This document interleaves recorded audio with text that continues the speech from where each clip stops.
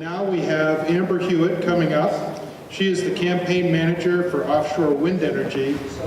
And listen to the group she's with. She's with the National Wildlife Federation. Her presentation is the case for making offshore wind power a pillar of our energy future.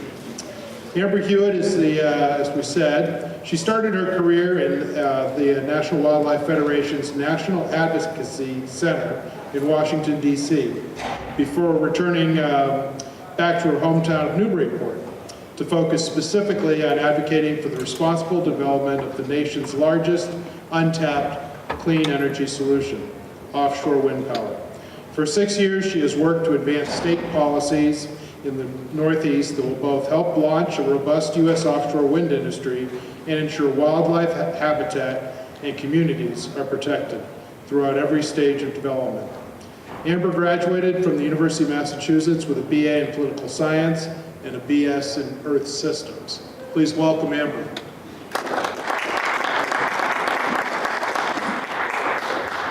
right, thank you, Bill. I'm just going to stash my tea somewhere. I've been losing my voice all day, so I'm hoping it holds out. And if I need to take a tea break, that's why. Hey everyone, my name is Amber Hewitt and I manage the National Wildlife Federation's offshore wind energy campaign. So I'm here to talk to you today about really the resource that won my heart pretty fresh out of college when I moved to Washington, D.C. to start my career at the National Wildlife Federation. And I was working generally on climate and energy issues, and within a few hours on the job, I started to dig into this offshore wind issue. It just caught my attention as someone who grew up in Newburyport and remembers hearing about Cape Wind for my whole childhood and never really understanding why that project didn't come to life. And it also caught my attention as a sailor. The intensity of the resource out there was something that was really inherent to me, that I've been humbled by that power many times, and it seemed like a really high potential opportunity. But I imagined, as we do, that if it's not happening, there must be a reason that it's not happening. And what came clear to me the more I dug into it was that it's entirely political. There is no technical, economic reason that this isn't happening. It really is just something that's new and something that we have to really push forward. And I'll talk through some of the challenges that are inherent to developing something like offshore wind power here in the U.S. And some of those challenges are unique to our political system, which is why offshore wind is actually a booming global industry. There are over 4,000 turbines up and running around the world, taking up larger and larger slices of the energy pie in several European nations, but we have a total of 5 offshore wind turbines up and running here in the United States. So we are 30 years behind. The first offshore wind project was built in 1991. That's the year after I was born. My entire life, we have not been able to get this off the ground, but we're closer than ever. We're truly right at the cusp of launching this resource in the US, but there's so much work that still needs to happen, and we all need to be talking about it. So hopefully within the next 20 minutes or so, I can get you all as excited about offshore wind as I am, because we truly do need all hands on deck. So I'll quickly explain the National Wildlife Federation and why I know it's not obvious as to why a wildlife organization would be advocating for offshore wind power. I show up to clean energy conferences, and the first question I'll get asked when people see my name tag is, are you for or against wind energy development? And we are truly for the responsible development of all clean energy. We've been advocating specifically for offshore wind power development since about 2010. And what brought this on is that back in the 2009-2010 range, we were really focused, all of our climate resources were really focused in Washington, trying to get a climate bill passed. And at that time, we got really close to passing a climate bill in Washington, but it did fail in the Senate. And as most national environmental organizations had to do, we went back to the drawing board to decide where to focus our climate resources with that option off the table for the foreseeable future. And the answer was really like, let's look regionally, and let's think about things that, regardless of what happens in Washington, can be enduring solutions that really change the game for emissions, that really start putting us on a track, regardless of any sort of stalemate or stagnancy in Washington, that we can feel good that we're making strides forward in the regions. We're really glad that we made that decision back then to focus on the states now, because we're truly gaining progress, making traction. in the States, and in particular in the Northeast. And this is it really just all comes down to our belief that offshore wind power is something, it jumps off the map in the Northeast as something that can truly replace power plants and change the energy profile in a way that has a real impact. So this is the, what we call the offshore wind trifecta. It's one of my favorite images. Starting on the left, you can see the East Coast at night, just underscoring the fact that unique to the United States, a lot of our energy demand is concentrated along the coastline, which means that there's a minimal transmission challenge. So if you're building just 10 to 20 miles offshore, which is where most offshore wind power development in the near future will happen, you're pretty close to where that power is. So when our alternatives are things like buying hydropower from Canada, you can just imagine the comparison of the transmission challenge between getting your power right offshore or getting it hundreds of miles away. So it's energy in close proximity to where we need it. In the middle underscores the great wind resource that we have, which is not a given to every part of every coastline. The warmer colors are higher and more consistent wind speeds. So up here in Massachusetts, we truly have a world-class offshore wind resource. And if you were to extend that map to show the entire country, that red would match the red that's in the plains in the middle of the country. So there's just a good, we have to think regionally about which resources have the most potential in which regions. There is definitely room to build land-based wind power in the Northeast, but when we're talking about solutions that can replace power plants, that can really rise to a utility scale, offshore wind in comparison to the land-based resources is really significant. And then moving furthest to the right is another piece that makes our coastline unique, which is that we have this beautiful, gradually sloping outer continental shelf, which means that offshore wind turbines can be built and installed into the seafloor, which is where technology currently is. So right now, all offshore wind turbines are fixed to the seafloor. In the future, there's currently pilot projects underway for floating platforms, which would enable us to build in places like the West Coast, where the water gets really deep really fast. But in terms of where the industry is looking now, the Northeast coast has all of the pieces that you need to really be a sweet spot for offshore wind power development. The power demand, the wind speed, and the gradually sloping, perfect depth contour. And then there are just a few deal sweeteners, which is the fact that offshore wind turbines are enormous. Current technology is standing 600 feet above the seafloor, several times larger than the largest land-based wind turbines, and they're only getting bigger. Because as I mentioned, this is a booming global industry, so in Europe, the technology is advancing. For all of this time that we're trying to figure out how to fit the political pieces of the puzzle together, the technology is improving and advancing, which is actually kind of a great advantage of being behind here in the US, is that we actually have the unique opportunity to start a new industry, to launch a whole new energy era for the nation, and to do it with advanced technology. So the industry currently supports over 80,000 jobs in Europe. It's projected to do the same and exceed that if we really reach for our full potential here in the US. But what's extra good about these jobs is that they have to be local because of the scale of the development. So while the first few projects in the US may need to be built in Europe until we get the manufacturing and supply chain pieces in place here, really once the industry sees that this is something that the US is committed to, it will make a lot more sense, and it will drive costs down even further to set up manufacturing facilities here in the US, and then really just ensure that there will be tens of thousands of jobs in this industry, high quality jobs for decades to come, both in construction and manufacturing, but then also in operation and maintenance of the projects. And one thing I still hear about offshore wind power is that it's too expensive, and the truth is that's just not the case anymore. Because the cost has been coming down for all these years in Europe, we actually do get to jump into the game, not only with advanced technology, but with affordable technology. So offshore wind is just about cost competitive with traditional resources. It's cost competitive with most renewable resources. And Massachusetts, I'll talk a bit more about the project referenced in this headline, but Massachusetts is currently the furthest along in building a utility scale, a large scale offshore wind project. And the price for that project came in last year, and it was determined that the project itself, an 800 megawatt project, which is the size of a large power plant, if it's successfully installed by 2022, which is right now what it's on track for, it will actually save Massachusetts ratepayers $1.4 billion throughout the course of its life. So there's really no longer a cost argument when we're talking about scaling up, really securing economies of scale. And these are dollars that are staying in Massachusetts. So currently, Massachusetts sends $18 billion a year out of the state to buy our energy. And this is the beginning of really changing that, of making sure that as coal and nuclear plants are retiring and going offline, that we're replacing them with New England-made power and really putting New England to work for the long term to build that resource and to really stimulate local economies by doing so.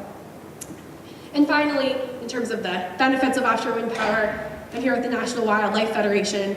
I could not go on without mentioning the fact that we only endorse projects and only support the development of this resource if it meets our high standards of wildlife protection. So that's really a key part of why we got in the game, why we decided to build out a robust offshore wind campaign, because we want to see this resource happen in a big way all along the Atlantic coast.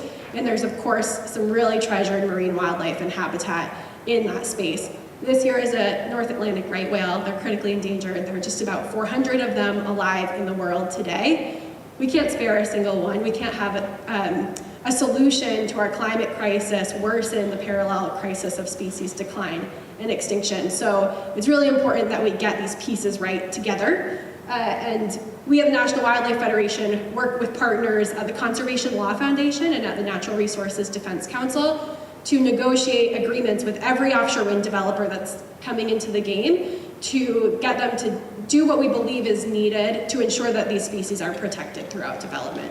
So there's tons of detail that I could give certainly an hour-long presentation on what we ask them to do. It's things like planning their construction schedule around migration patterns, using noise mitigation technology so that the construction noise isn't disruptive of whales, and just constantly monitoring. Fortunately, when our concern is whales, they're pretty easy to see. So if the right kind of monitoring is in place, you can actually work around the actual real-time activity of a whale. So I know there's always wildlife concern in the room when I'm talking about offshore wind, so I just want to make sure to send you all home knowing that we are on it and that we have a ton of resources for anyone who wants to dig into the details on wildlife protection as it pertains to offshore wind development. And then finally, we really desperately need it. This isn't just a fun activity because offshore wind turbines are the hot new thing. I mean, this is really, there's a critical energy need here in New England. So we have thousands of megawatts of coal-fired power plants and nuclear plants going offline. They are retiring because they're old, but they're also going offline because incredible advocacy for years here in the region has fought to get that kind of energy, to get coal-fired power plant off our grid. And we need to replace it with something. And we really believe that that doesn't need to be more gas pipelines and increased reliance on natural gas. We're really past that. And we can look to something that is local, that's clean, that's renewable, that can be wildlife friendly, really checks all the boxes of the kind of energy future that we really should want here in the region. And one of my favorite parts about offshore wind power that usually gets lost, this slide looks a little different than what I'm seeing, but I'll explain it, is that the last winter we had about a 2-week cold snap, and during that time burned through 2 million barrels of oil reserves here in New England. And that's really not the kind of thing that New Englanders like to think that we do to get our energy. We've made a lot of strides in greenhouse gas reductions here, and but to know that a cold snap can really negate so much of the progress that we've made just out of desperation because there's so much demand on the grid for a short period of time and we need to meet that need. There are only a few days a year where that occurs, but we still need to keep these dirty and inefficient power plants and power options in the mix for those moments that we really max out our system. When it's really cold on land, it's really windy offshore. So we could be pouring that local clean power into the grid at the moment we need it most and actually decommission those peaker power plants that are kept online only for those needed moments. So there's this really fortunate coincidence between when the power is blowing the strongest offshore and what our demand looks like here on land. That is just another piece that really makes offshore wind rise off the map as something that we should be taking advantage of. This is the London Array. It's the largest offshore wind project in the world. It's in the North Sea. They keep adding turbines to it, so it will probably always be the largest project in the world. But this is really the kind of seascape that we would like to see off of the Atlantic in certain areas. I'll show you exactly where. As of today, this is the US's entire offshore wind fleet. So these are 5 offshore wind turbines. The Block Island Wind Farm stands off of Block Island, Rhode Island. It came online in 2016. These 5 turbines do power 17,000 homes. It's producing 30 megawatts of power, has a capacity factor of a little over 50%. It's really just a lot of impressive numbers for a renewable energy resource, and it's changed the game. So I was working on offshore wind before this project existed and have been working on it after, and the ability to bring decision makers out to see this project has just changed the conversation, because when you're under one, looking up at it, that's when something clicks that this is the largest wind turbine I've ever seen in my life, and clearly this is something that could make a big difference. Also just talking to locals on Block Island, the fact that they were able to decommission their diesel generator, which had been powering the island for generations, bringing 1 million gallons of diesel fuel to the island every year. For as long as the locals could remember, that plant has been able to be shut down, and the island is entirely powered by the Block Island Wind Farm. This project did also connect the island to the mainland for the first time ever. So anytime that it's not windy enough, which the joke on Block Island is that they only notice the wind when it's not blowing. It is always windy on Block Island. They can draw power from the mainland if needed. And I always like to show an underwater view of the turbines because while the above water view is pretty beautiful, I just think it's really cool that in the course of 2 years since this project has existed, the ocean has fully embraced the foundations of the turbines. They're 6 inches thick with mussels and are just rich with sea activity. There are always several fishing boats at the base of every Block Island turbine because they've just attracted so much sea life with the structure that's underwater. And then just sort of wrapping up here, but kind of looking ahead. There's a lot that needs to happen for offshore wind to be able to move forward in the US, which is why it hasn't taken place yet. And what I mean by that is that there are federal and state processes that need to almost magically align. Nothing pins them together. And first, so starting with the federal piece of the puzzle, is that all offshore wind development, with the exception of the Block Island Wind Farm, all offshore wind development in the US will likely be in federal waters. Federal waters start 3 miles offshore, and you really want to get a little further offshore than that to harness the strong power that's blowing further from the coastline. Also, then you get out of the view concerns that we know very well in Massachusetts. Once you get 10 miles from shore, you're pretty much out of view for most of the time. And then there also are less significant wildlife risks the further you go offshore. So about 10 miles from shore is really when the conversation starts. And at that point, you're in federal waters within the jurisdiction of the Interior Department. So the Interior Department needs to identify an area that's suitable for wind energy development, which is an extensive 5-ish year process of stakeholder engagement. Every kind of ocean user, from military concerns, commercial fishing, boaters, anyone who wants to raise their hand as an ocean user or someone who cares about the ocean, has a role to play in this process to find the areas of least conflict where offshore wind development could go forward. Once that happens, there is an auction held, so offshore wind developers show up to an auction. This has only been taking place in the US since 2013, but it has been happening both under the Obama and the current administration. And the colored blocks here each represent a lease area. So you can see for this one, I have this one zoomed in because this is the closest to home for us here off of southern New England. So each of these blocks have been purchased by an offshore wind developer, so they now have the right to build in this area, but they can only build there if someone agrees to buy the power from them, which so far means states issuing power contracts. This is just to let you know that this is also happening further down the coast. So these are wind energy areas as far south as North Carolina, which is where the furthest south area is to date. And so then, I saved my one wordy slide for last, but I'll explain it. What's been happening to date is that states, starting in Massachusetts in 2016, states have been starting to understand the value of this resource, and either governors or state legislatures have initiated processes. They look different in every state, but essentially they've started processes to get a contract in the hand of a developer. So they will offer, for example, a request for proposals for an 800 megawatt offshore wind project, and then all the leaseholders of these blocks can bid their 800 megawatt or any, usually there's a range of sizes, bid their projects, and then the states select winners, and then those projects have to start moving through 3 to 4 year permitting processes at both the state and federal levels. It's about an 8 to 10 year process for an offshore wind project to go from beginning to operation. In the United States, no one's done it yet. We hope that's how long it'll take. But this is happening so far.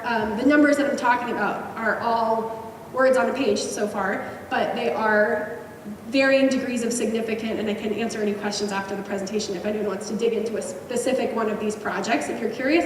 But there are projects moving forward in Massachusetts, Rhode Island, Connecticut, New York, Maryland, and Virginia. New Jersey is just about to get in the game. So this is getting attention in states all along the coast, but it's been via relentless advocacy, honestly. There is so much education that needs to happen of our elected officials to catch them up on the fact that we're missing the boat. We're really missing this opportunity, and if we don't fill this void in New England, something, saying no to offshore wind is saying yes to something else. So we really need to act quickly here in New England to make sure that these retiring power plants are filled with our one local utility scale resource, and we really need all the help we can get to do that. So I hope that some of you in the room are interested in joining the fight. I work on offshore wind all along the Atlantic coast, but I'm actually I live here in Newburyport. So always looking for new offshore wind friends.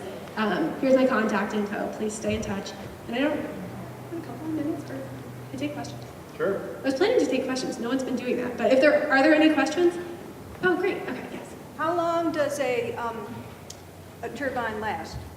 So the contracts are for 25 years. It's likely that they would be renewed because it's expected that they would be able to operate longer than that. But the industry is only 30 years old. So the earliest projects that were built in Denmark are starting to be decommissioned because it's just outdated technology and they want to replace it with newer technology. So we're guaranteed 25 years, and then depending on where the industry is at that point, they'll make the decision as to whether to apply to either extend that specific structure or possibly replace it with something new.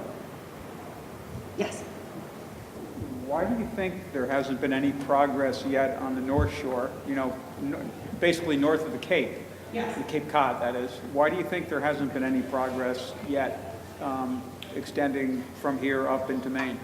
Good question. So it's part political and part geographic, actually. Let's start with the geographic, because that's a little easier. North of the Cape, just north of the Cape, there's some buildable area, but as you start progressing further north toward the Gulf of Maine, the water gets really deep really fast. So there is a lot of interest in Maine, New Hampshire, and as Mike mentioned earlier, it's sort of percolating here in the North Shore to make sure that as technology advances for those floating platforms, so all the turbines I referenced today are fixed to the seafloor, but there is definitely potential in the relatively near term for turbines to be floating. They're being advanced in Japan and considered for the West Coast, where they also have these depth challenges. Some islands in the Caribbean are looking into it. So as that technology advances, that's exactly where I would see that part of the region getting in the game on floating projects. Also, there's just been a lot of political leadership on the South Shore. So back in 2013, when the Interior Department was drawing those first areas on a map, there were some fierce advocates on the south coast of Massachusetts that really jumped in and said we want to be first because of those retiring power plants. Both Brayton Point in Somerset, Massachusetts, and then the Plymouth power plants were raising points of concern for legislators there and even the governor. So Deval Patrick at the time invested in the New Bedford port to build it as it's actually today. It was a great investment. it's called the New Bedford Marine Commerce Terminal, and it's the only port facility in the country that's equipped to deploy offshore wind infrastructure. So all of the first few projects will actually need to be deployed out of that port. So pieces like that just attracted things to start there. And the Interior Department is, it's the Bureau of Ocean Energy Management within the Interior Department, and they're a lean staff, and they can only designate so many areas at a time. So it's really just a sequencing thing. We definitely will have development up here. Well, I actually do hesitate to say definitely about anything with offshore wind until there are projects up and running, but it's in the cards. The conversation is starting, but there's definitely room for advocacy to make sure that we get in on the next opportunity. Yeah. The Northern Pass and the power line controversy we're hearing a lot about. Yes. Where I believe Massachusetts wants to buy inexpensive hydropower from Canada. So is wind being as a rational alternative? Is it coming into that conversation? It is, but as a parallel. So the energy bill that Massachusetts passed in 2016, which is what started the game for offshore wind power, it was half an offshore wind bill, so it committed the Commonwealth to 1,600 megawatts of offshore wind power by 2027. It also was half a Canadian hydropower bill, which is really what the governor was enthusiastic about. So Governor Baker is, he's come a long way on offshore wind, but back in those earlier days of his administration, he really wanted a hydro bill and learned over time that in order to get his hydro bill passed, he needed to be willing to take offshore wind with it. So we kind of were able to tack that on with some advocacy from the offshore wind industry as well, and a lot of financial commitments from the industry to set up shop in Boston. We've brought him along, but they are pretty hooked to one another. Although it's been interesting, I mean, the Northern Pass, the hydro piece was moving forward ahead. Like within the bill, it was a few months ahead of any offshore wind progress, and then New Hampshire blocked Northern Pass, and that has been, now it's going to come through Maine, and the whole thing is stalled, and offshore wind's just been moving along pretty successfully. So it's curious to see if they stay pinned together, or if offshore wind kind of outpaces and the hydro, maybe then we could make a more clear case that the hydro commitment doesn't need to be so big or ambitious. Yeah. What is the objection to locating them close to shore? I mean, why could you have them a half a mile out? I mean, Well, you could. There are a few. The objection, one being view, but that's not really a good enough reason. Really, it's the wind is stronger offshore, and you want the water to be deeper. There's like a depth sweet spot that you get to around 10 miles offshore in this part of the coastline. So they really want to be building at about 100 feet of depth for current technology. They also,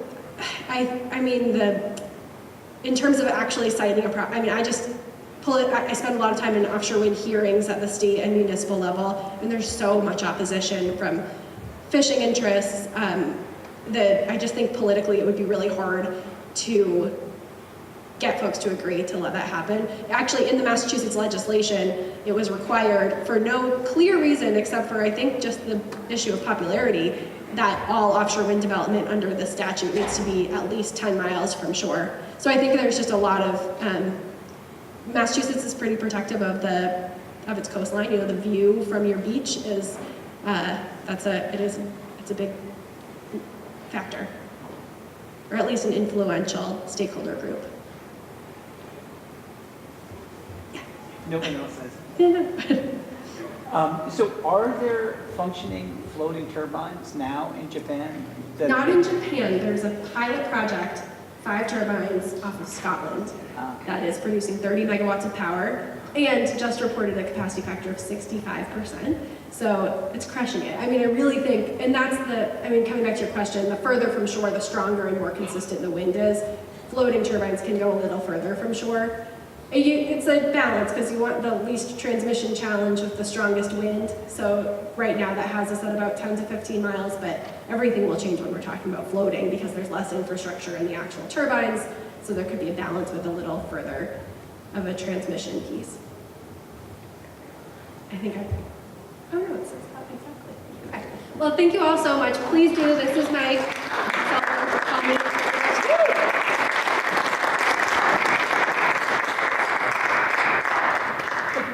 Thank you.